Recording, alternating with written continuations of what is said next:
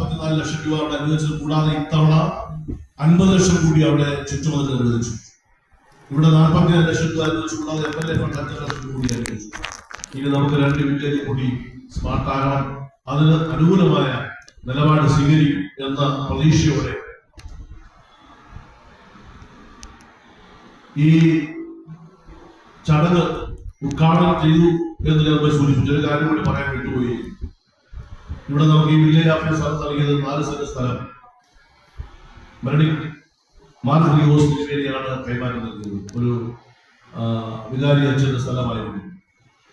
Village office സ്ഥലമില്ലാതെ നടപ്പത്തിൽ ഈ സ്ഥലത്തിന് വേണ്ടി നമ്മൾ പലരും ആവശ്യപ്പെട്ടപ്പോഴാണ് സൗജന്യമായി ഈ സ്ഥലം തന്നത്. ആ തിരുമേനിയെയും സ്ഥലം തന്ന അച്ഛനെയും പ്രത്യേകമായി സംസ്ഥാന സർക്കാരിന് വേണ്ടി ഞാൻ നന്ദിയോടെ അഭിനന്ദനം അറിയിക്കുന്നു. തീർച്ചയായും കഴിയുമെങ്കിൽ റവന്യൂ വകുപ്പിന്റെ നിയമ നടപടികളെ സംബന്ധിച്ച് ബഹുമാനപ്പെട്ട മന്ത്രി പറയും. ആ സ്ഥലം നൽകിയിട്ടുള്ള ആ സ്ഥലത്തിന്റെ ഉടമയുടെ പേര് നമുക്ക് വില്ലേജ് നൽകാൻ കഴിയുമോ എന്ന് എനിക്കറിയില്ല. സ്മാരകമായി അതിന്റെ നിയമപരമായ വശങ്ങളെ സംബന്ധിച്ച് ബഹുമാനപ്പെട്ട റവന്യൂ മന്ത്രി ആലോചിച്ച് നമ്മളെ അറിയിക്കുമെന്നുള്ള പ്രതീക്ഷയോടെ ഈ സ്മാർട്ട് വില്ലേജിന്റെ സമർപ്പണ ചടങ്ങുമായി ബന്ധപ്പെട്ട ഈ പൊതുയോഗം ഔപചാരികമായി ഉദ്ഘാടനം ചെയ്യുന്നതിനും പട്ടയ വിതരണം നൽകുന്നതിനും അദ്ദേഹത്തെ ക്ഷണിച്ചുകൊണ്ട് ഞാൻ അവസാനിപ്പിക്കുന്നു. നന്ദി, നമസ്കാരം.